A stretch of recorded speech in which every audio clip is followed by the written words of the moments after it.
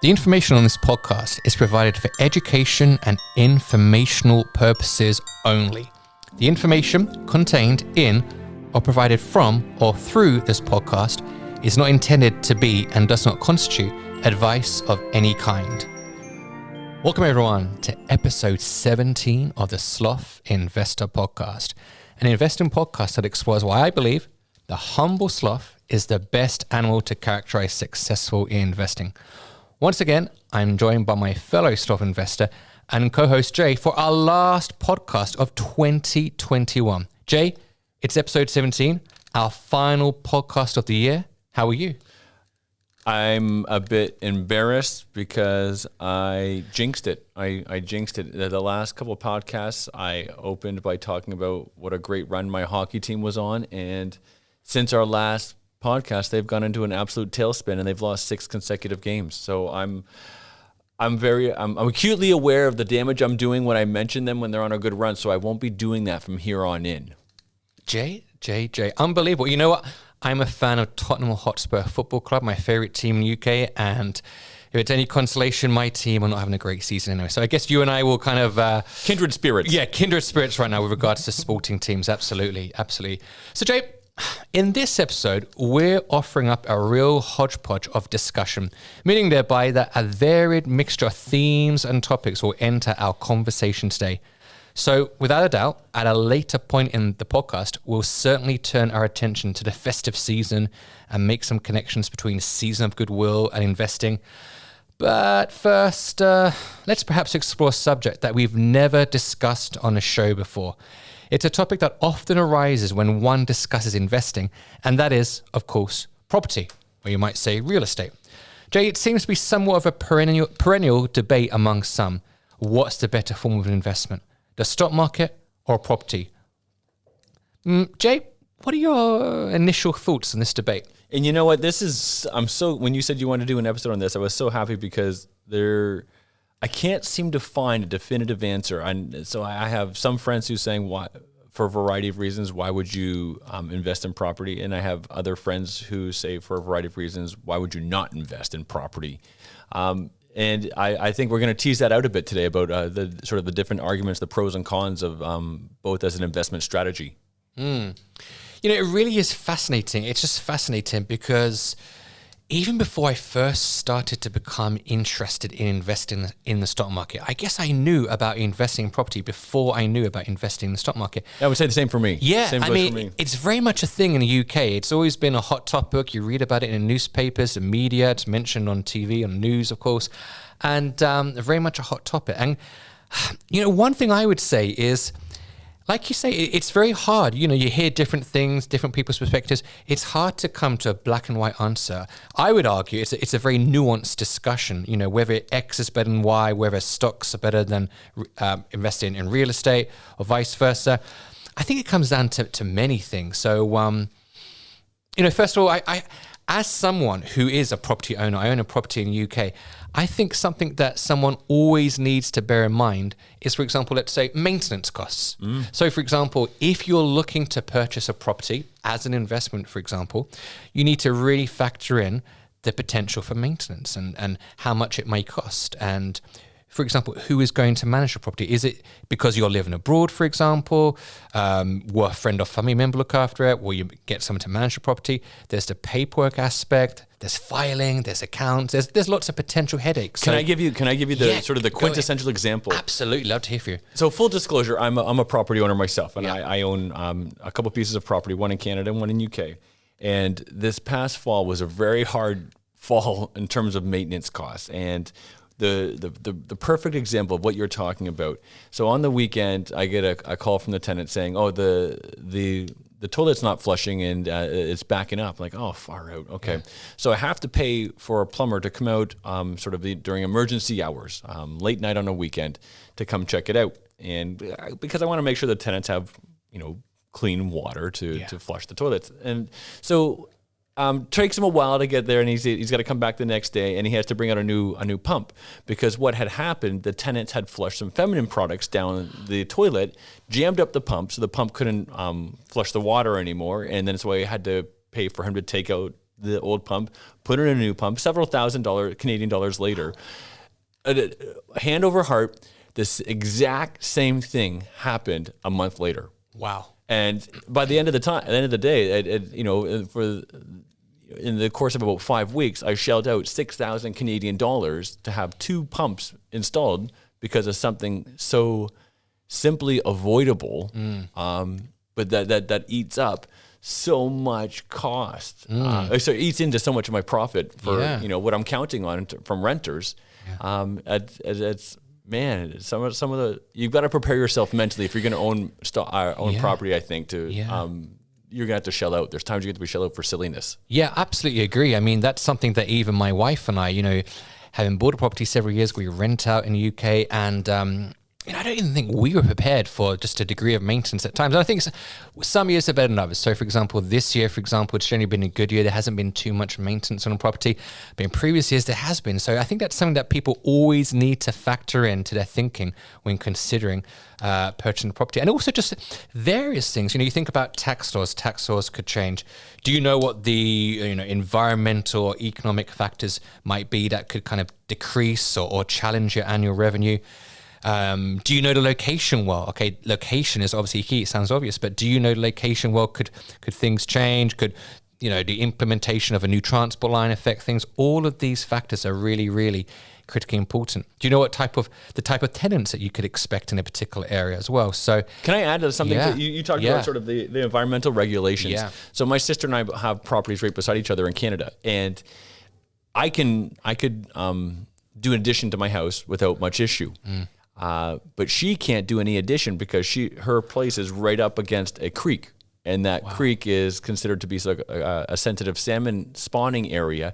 So she is forbidden from doing any kind of renovation on her house because it's so close. Even though we're right beside each other, it's just what a stark contrast that because she's so close to that creek, she's prohibited from doing any kind of renovation to the exterior of her house. But me, on the other hand, who's right beside her, I can do it. So you bring up a really valid point to make sure if you are investing in property, you're very familiar with the sort of the subtleties and nuances of that area. All about dotting your I's and crossing your T's, knowing all those subtle nuances, like you say. And bring it back to the stock market for a moment, because we've mentioned Warren Buffett on numerous occasions within a podcast, and one of his key phrases, his key tenets is to invest within your circle of competence. And of course, I also think that this can apply to investment in real estate, investment in property, just ensuring that you're fully understanding what it is that you are investing in. Are you fully cognizant of the location and all of those factors we mentioned, such as environmental and economic factors? And Jay, I've actually got being a Canadian, you might be interested in this, I've actually got some interesting stats here about Canada. But to build on what I'm going to mention, I know you've also got some stats about Canada. So this was fascinating to me. I must admit, coming into this podcast, I'm not someone who is fully, knowledgeable about the Canadian real estate market, but this is a 2018 study by RBC Global Asset Management. And they say that national price data from the Canadian Real Estate Association showed an average gain of 4.5% nationally from 1993 to December the 1st, 2018. That's an average annual gain for property of 4.5% nationally from 1993 to December 1st, 2018. And of course, the sizzling much in demand markets of Toronto and Vancouver did slightly better, seeing returns just above 5%. So naturally, one would then think, well, the average return from stocks in a Canadian stock market during that time was 8.3%, which would lend one to begin thinking, well, clearly here we can see, a more favorable return from the Canadian stock market. But interestingly, you've got some perhaps more recent data that would seem to kind of contrast interestingly with what I've just mentioned. Yeah. So with COVID, and probably not too dissimilar to a lot of people, I thought, COVID will provide I'll be afforded an opportunity to enter the Canadian market at perhaps a discounted price. So stocks sold off when COVID first started making the rounds around the world. And I had thought that would be a similar case either in Canada or even in Hong Kong. And in Canada, just the opposite happened because people were at home. People were keeping their homes, and housing prices shot up absolutely dramatically. And it was a matter of who could get their hands on a house first. And the housing prices, SCMP, which is the local newspaper here, just sort of highlighted the fact that housing prices in the last year alone in Canada have gone up almost 24%. Wow. That's in 1 year. So that's an incredible gain. Yeah. And I guess I had anticipated that COVID would provide an opportunity for us to get into the Canadian housing market at a sort of a corrected price, because prices have been going up pretty steadily for about the last 5, 6, 7 years, and it just wasn't the case. It's incredible. That 1 year rise is just... It's astonishing. Yeah. It's astonishing. Like when you figure, let's say you're willing to put in $100,000, or sorry, $500,000 Canadian on a price. Well, what's that? An additional 125,000? Yeah. So that price is just crazy. It is. And it's just really fascinating to me, that rise. So I'm thinking again, I'm thinking back to property and I'm thinking back to the stock market. And I do think there's one key factor as well that could perhaps compel people to prefer investing in real estate, in property, for example. And that is, of course, the volatility of the stock market. When we think about the fact that, from time to time, particularly as we've seen just now here in December 2021, there is volatility. Absolutely. And it's what deters many people from investing altogether. And you just think about, if you were to contrast that with an investment in real estate, then you can begin to see why some people would naturally prefer to invest in real estate as opposed to the stock market. So I think, I really think that volatility factor is key there. But again, going back to what I mentioned in the beginning, I just think it's really important to be nuanced, and rather for someone to kind of make an absolute statement, well, real estate is best or the stock market is best, just to take a really nuanced approach and look at all those multifaceted factors that we've touched upon. I think it's really key because you have to really dig deep and really know what you're investing in terms of real estate, likewise with stocks as well. But real estate is so multifaceted. It really is. Let me ask you this. It's the Christmas holiday season. Yeah. And I know you like your movies. Do you have any references to a Christmas movie that perhaps might loan itself to sort of our podcast today? Okay, so speaking of homes, I would like to take the time now to talk about young Kevin McAllister. Now, for those of you not familiar with the name, Kevin McAllister is a character played by Macaulay Culkin in Home Alone 1 and Home Alone 2, two Christmas movies, of course. Okay, so let me now propose a hypothetical. Let's imagine that the story is real.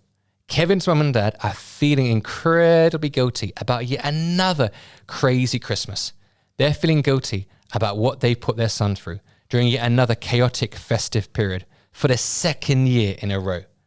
So Kevin's parents decide that one way that they can begin to make it up to Kevin is to begin an investment portfolio for him. And his siblings, of course, would also get their own portfolios. Okay, so let's take a look at dates. The film was released in time for Christmas 1992. On January the 22nd, 1993, exactly 4 weeks after Christmas Day 1992, the SPDR S&P 500 ETF, a notable S&P 500 ETF with the ticker symbol SPY, began. So let's say in this hypothetical scenario, Kevin's parents decide to invest an initial $10,000 for him, and then add perhaps $100 per month to it. The results are pretty interesting. During this time period, from January 22nd, 1993 up until now, the fund has returned an average of 8.46% a year. With an initial investment of $10,000 and a monthly addition of $100 per month, the portfolio would now be worth just over $240,000. That's almost $250,000. Jay, what are your thoughts on this return?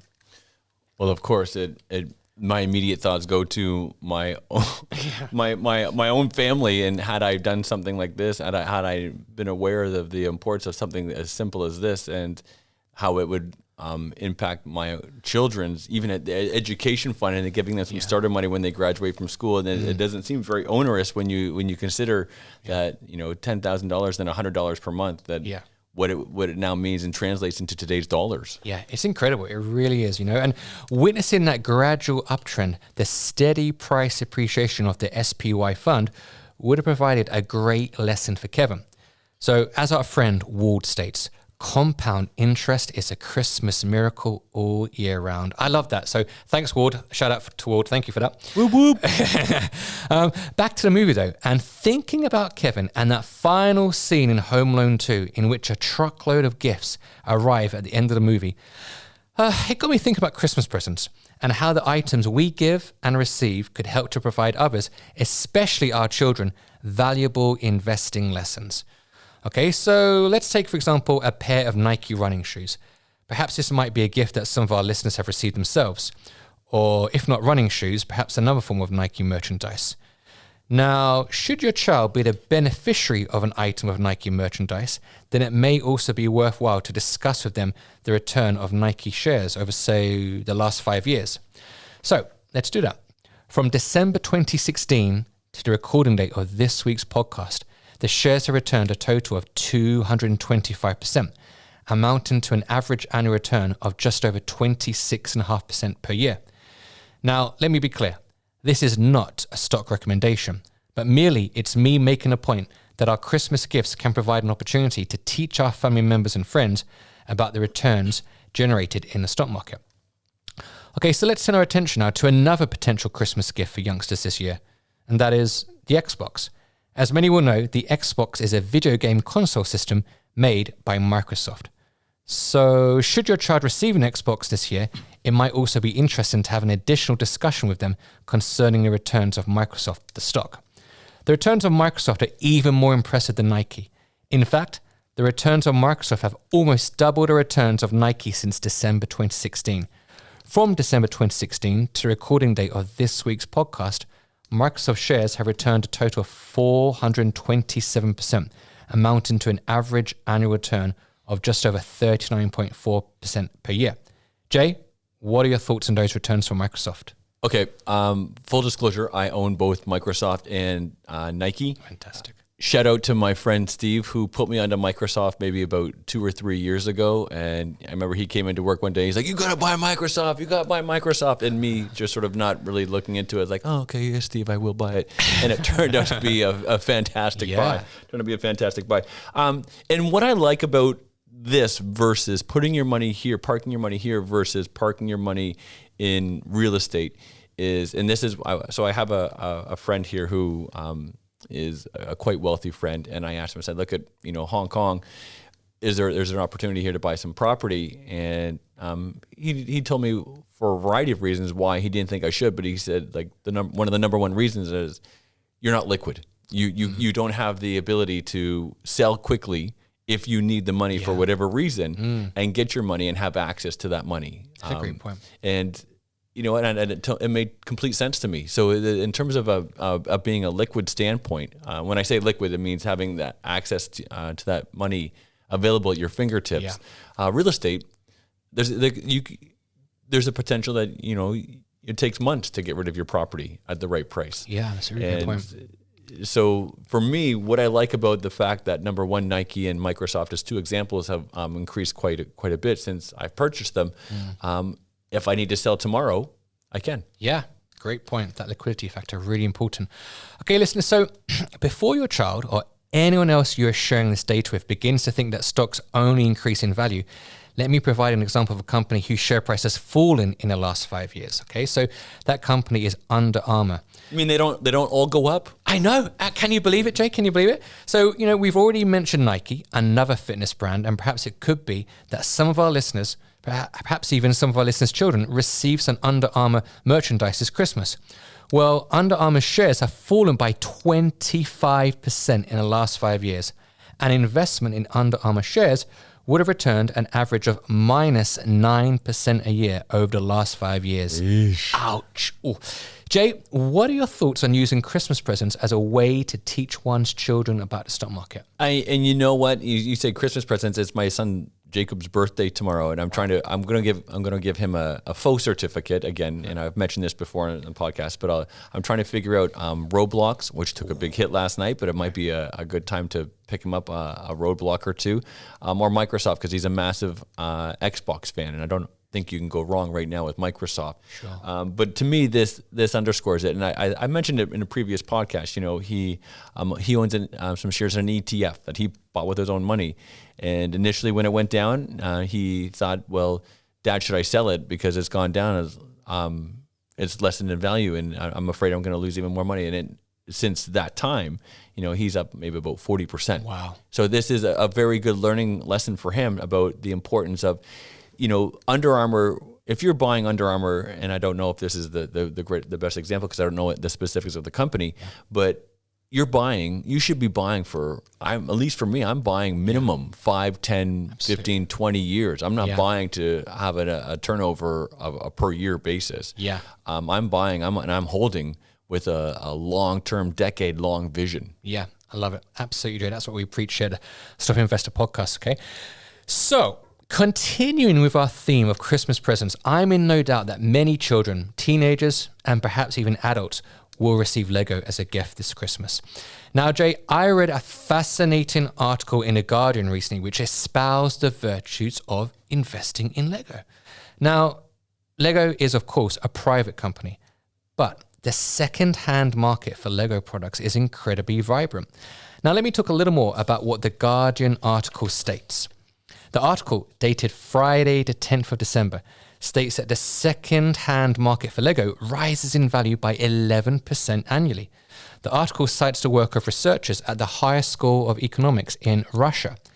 This is what Victoria Dobrinskaya, an associate professor from the Higher School of Economics, states. Begin quote. We are used to thinking that people buy such items as jewelry, antiques, or artworks as an investment. However, there are other options such as collectible toys. Tens of thousands of deals are made on a secondary Lego market. Even taking into account the small price of most sets, this is a huge market that is not well known by traditional investors. Sets produced 20 to 30 years ago make Lego fans nostalgic, and prices for them go through the roof. But despite the high profitability of Lego sets on the secondary market in general, not all sets are equally successful. One must be a real Lego fan to sort out the market nuances and see the investment potential in a particular set. End quote. Okay, so here's some additional information from the Guardian piece. They also mention that factors such as a limited production run, collector special editions, and scarcity on a second-hand market have significantly lifted prices over the years. Fascinating stuff. Jay, are you a fan of Lego? When I listen to you say that, my first reaction is, holy crap.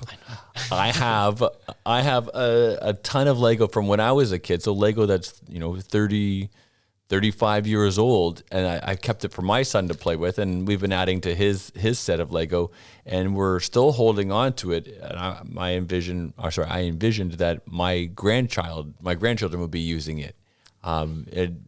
But I wonder now, is it like a little treasure chest full of money that I haven't realized? Who would have guessed second-hand Lego sets? Who would have guessed, really? Okay, thanks, Jay. So, moving away from Lego, I would like to cast our listeners' minds back to episode 13. In that episode, Jay and I discussed experiences versus things and what the research tells us about what brings us more happiness. Our audience will hope to recall that the research tells us that it is experiences that ultimately bring us more happiness than things. Now, that's not to say that you should suddenly give away any items that you bought for your loved ones this Christmas, but nevertheless, I think especially during this holiday season, recognizing that it is experiences that help us to build stronger connections to our family and friends, the formation of everlasting memories, this understanding is truly key.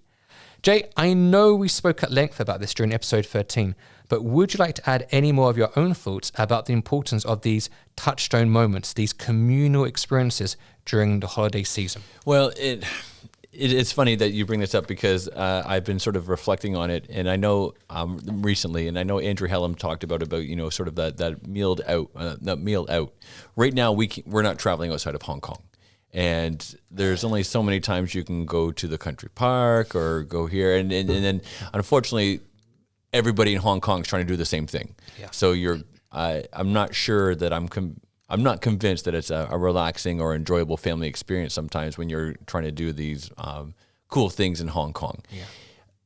What I'm spending, it seems like a lot of my money on these days, my disposable income, is the shared family experience around a meal. Sure. And I know Andrew Hallam again talks to the fact that try to skip those meals out if you can. But right now, this is our shared family experiences tend to be around food right now, and I think that's in part because we're not traveling. We can't leave Hong Kong. We're in the city. Yeah. I think those experiences are really crucial. They help to bind you, particularly during these tough times that we're going through. The pandemic and restrictions are particularly tough over here in Hong Kong, and just that those touchstone moments that are created, binding you together, forming that closer family unit. I think it's really key. Definitely. It's something that I like to do as well, my own family, particularly at weekends and of course the holiday coming up. And with my friends as well. Last night I was out sure. for a birthday dinner, and that was that shared experience around a table. Yeah. Food has that magical thing that it just brings people together, right? Yeah, I love that. It really does, yeah. Jay, perhaps we should begin our own foodie podcast, right? That could be 2022's plan. I'm just someone who likes to eat it. I'm not someone who could prepare it. Ditto here, ditto. Okay, so regular listeners of this podcast will know that I'm a big fan of the Beatles. I've mentioned it a few times. And a few weeks ago, I finished watching the recently released Get Back documentary that was recompiled by director Peter Jackson. The documentary showcases the band's Let It Be project from start to finish. Now, for me, you can't help but marvel at the quality of their songwriting and also the quality of their playing. While watching, I was reminded of Malcolm Gladwell's reference to the Beatles in his 2008 book, Outliers. In the book, he discusses the 10,000 hours rule. For those unfamiliar, he states that it takes 10,000 hours of intensive practice to achieve mastery of complex skills and materials. I can't help but also think about the 10,000 hours rule when I reflect upon the recently released movie King Richard, which follows the life of Richard Williams, the father and coach of famed tennis players Serena and Venus Williams. Oh, was it good? Really good. You'd recommend it? Yeah, Okay. definitely. I'll put that on my holiday list. Really recommend it. Okay. Sorry. So during the movie, you can't help but appreciate the importance of the many hours of practice that both girls undertook to grow into the elite tennis players that they became. I took this quote from the website essentiallysports.com. That's essentiallysports.com. And this is what Serena Williams states. Begin quote. When I was younger, I trained a lot. I used to train from 8 to 11 and then 1 to 5. That was only in the summer because I did go to school. So those were my summer hours, and those were very, very, very intense. I never forgot those hours. End quote. So at this stage, listeners may be wondering why I mentioned the Beatles and the Williams sisters. What exactly is the connection to investing? Well, as I've stated in previous podcasts, I want to reassert the fact that what makes investing interesting to me, and indeed some would say paradoxical, is that it is generally the case that it is inaction rather than action that brings the greatest reward to investors. If we think back to the Beatles, the Williams sisters, or indeed any expert in their field, be they golf player, writer, director, ballerina, whoever, it is the need to commit hour upon hour of practice of intense, focused action that ultimately brings with it reward. Now, with investing, on the other hand, let me again restate, it is inaction, i.e. sloth-like behavior that enables investors to reap great rewards. Therein lays the fundamental paradox of investing. Jay, do you have anything to add here on this paradox and this notion of generally remaining inactive most of the time as an investor? Yeah, I would say to be successful, it's paradoxical to sort of elite talent because you don't have to do a whole lot. Yeah. You invest, you sit back on the couch and you forget. And it's the complete opposite of that elite sport athlete who are training and spending hours and hours doing the grind. You don't have to do that. Put it in an ETF, park it, and forget about it. Couch potato, absolutely. Okay, so Jay, we've touched upon two movies. The first being the Beatles documentary movie Get Back, and the second being King Richard. Let's perhaps bring things to a close with a discussion of our favorite Christmas movies. Okay, so I mentioned Home Alone 2 earlier, and for me, the original Home Alone has to be one of my favorites. I was a similar age to the main character when the movie was released, and it's a movie that I still find enjoyable. Jay, is there a Christmas movie that you like to watch while remaining sloth-like on your couch? Yeah, you know what? I'm partial to the Jim Carrey, The Grinch. Cool. I loved him as the Grinch. I thought it was fantastic, and then he just makes me howl. Fellow Canadian? Is Jim Carrey Canadian? He's Canadian. He is. Indeed he is. Yes, he is. He's one of those people, like, I guess there's a few of them, and like you just think to yourself, Jim Carrey is such a signature staple of Hollywood, but he's actually a Canadian, right? Jim Indeed Carrey's he Canadian. is. Yeah, well done. So Jay, what about Christmas songs? So, there are no doubt thousands of songs that have been written about Christmas. A few of my favorites are Run, Rudolph, Run by Chuck Berry, Wonderful Christmas Time by Paul McCartney, obviously being a big Beatles fan, and Frank Sinatra's version of Jingle Bells. Jay, do you have any favorites? Indeed I do. You know what? I'm just looking right now at my my playlist as you call this up, and I would say When My Heart Finds Christmas. I love that by Harry Connick Jr. And the Sleigh Ride by the Ronettes. That's classic. That brings me back to my childhood. I absolutely love it. Jay, I almost added that. The Ronettes song, I almost added that, but I didn't, but that's in my top 5 as well. I love that. When you hear those bells at the beginning, it's just that signature Christmas mood it gets you into. It's just great. Amen to that. Yeah, absolutely. Yeah. So, Jay, I think that brings episode 17 to a close. We'd like to wish our loyal listeners a Merry Christmas. We'll definitely be back in 2022. We're going to wish you a Happy New Year. Jay, any closing thoughts from you? No, I just hope everybody has a very Merry Christmas. Stay safe with Omicron out there, sort of wreaking havoc, and don't let it get you down. Try and find the positive and the good in your life, and close out 2021 in a positive